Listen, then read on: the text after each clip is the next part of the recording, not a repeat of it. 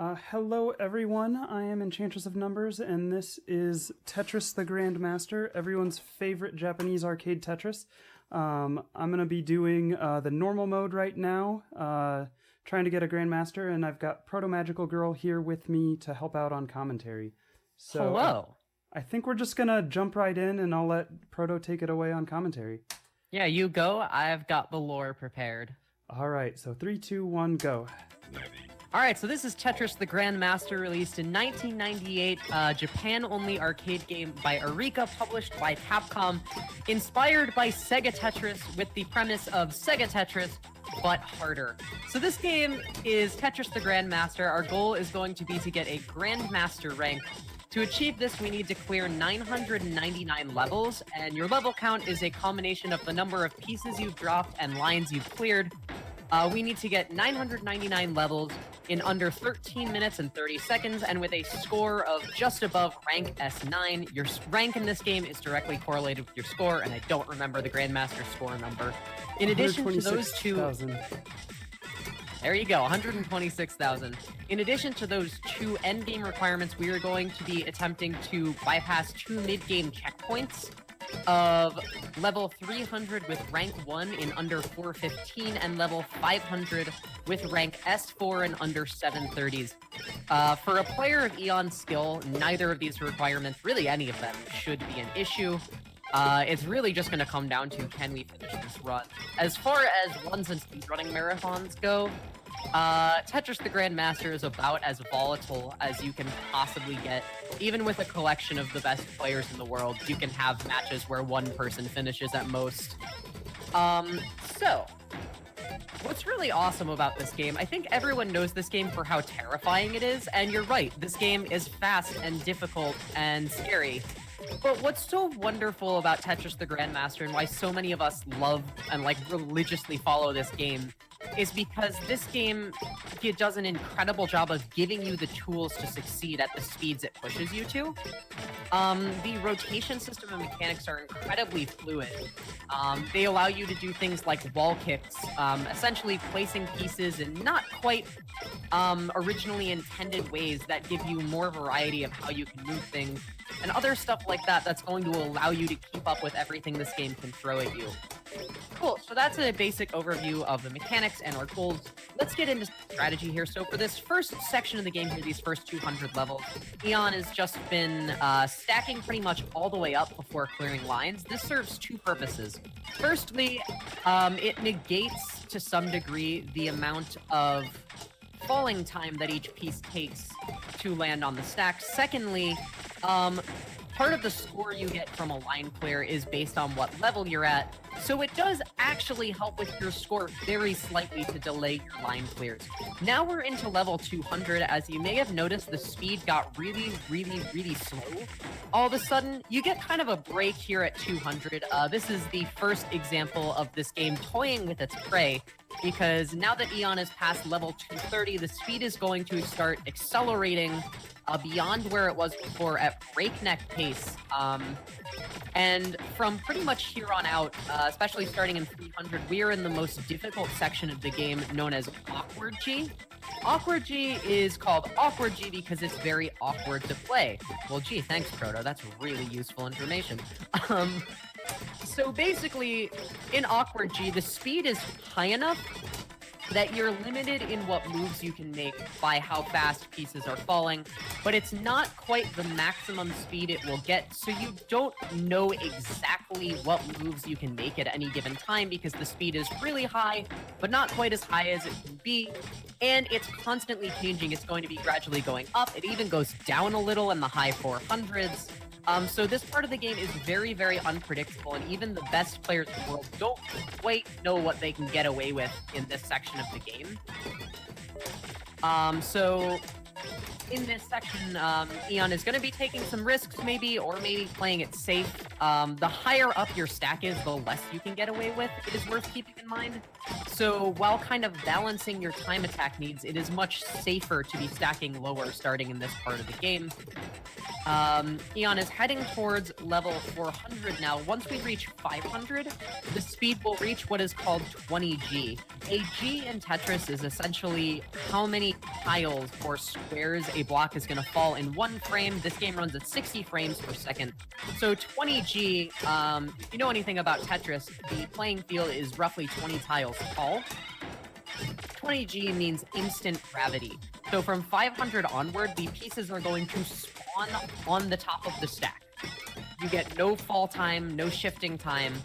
And so in order to continue playing from there, and you'll already notice Eon doing this, you have, I believe it is a half a second, 30 frames to maneuver the piece while it's on the stack. It doesn't lock instantly. This lock delay, as we like to call it, gets reset every time the piece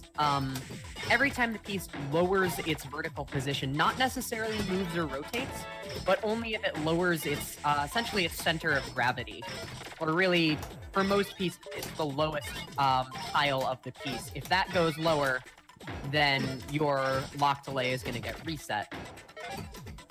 So in the high 400s now, the speed is actually going to slow down a tiny bit, you'll notice, and at about 490, the music is going to drop out.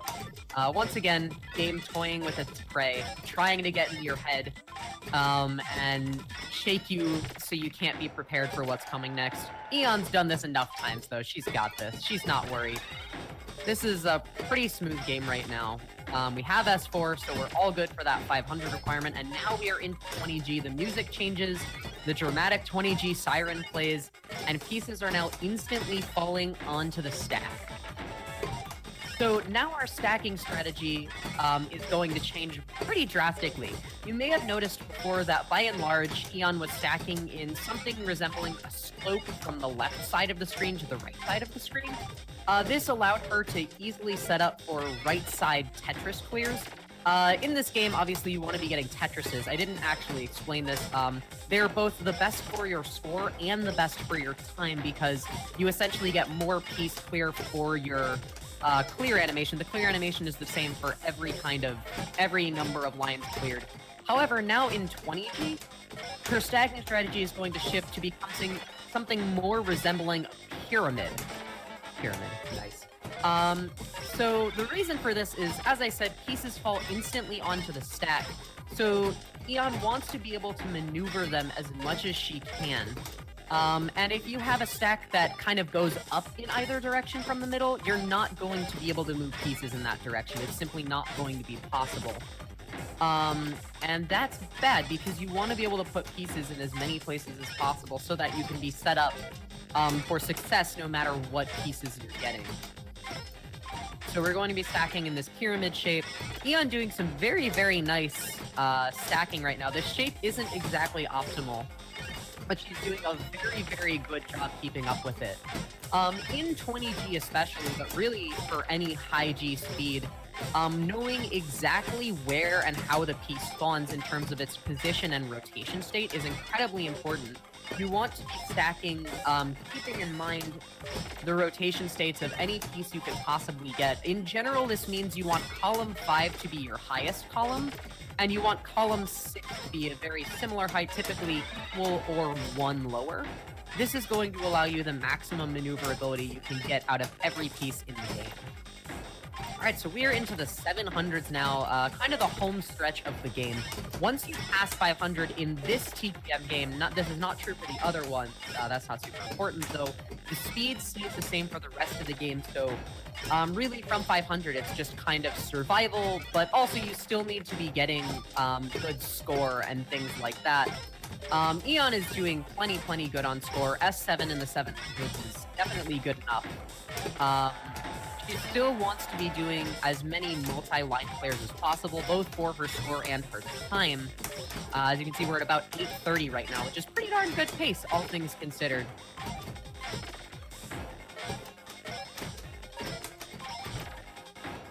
There's not a ton to say right now, really. I think I've hit just about everything. It's really just, from here on out, it's just survival, playing well. I think one thing that worth noting about TGM, at least in my opinion, I think Eon would back me up on this, the mark of a good TGM player is not never making mistakes, because that's preposterous to expect. Even the best, best players in the world, your 777s and your cons, make plenty of mistakes. The mark of a good Tetris player, especially in TGM, is how good your recovery is. It's how smoothly you can bounce back from doing something wrong, and it's the ability to make those recoveries without depending on single line clears, which, as we've established, are bad for both your score and your time. Yeah, I had something and then my mind went blank. You just keep focusing, it's alright. Yeah, so we're heading towards 900, our final 100 levels. One thing I actually haven't talked about, as shame on me, level stops. It's never too early to teach your kids about level stops, parents. So in this game, whenever you reach a 99 level, like Eon did right there, the only way to advance the level counter is by clearing a line. You cannot advance by simply placing a piece. This is referred to as a level stop. We're also going to see this at 998. Because I guess they didn't want to program 4 digits for the counter, so the game is going to end at 999. So for your time, these level stops are incredibly important. You need to be paying attention to your level counter so that you know when you need to clear. You don't want to sit there for 10 seconds stacking up, letting your time just waste away.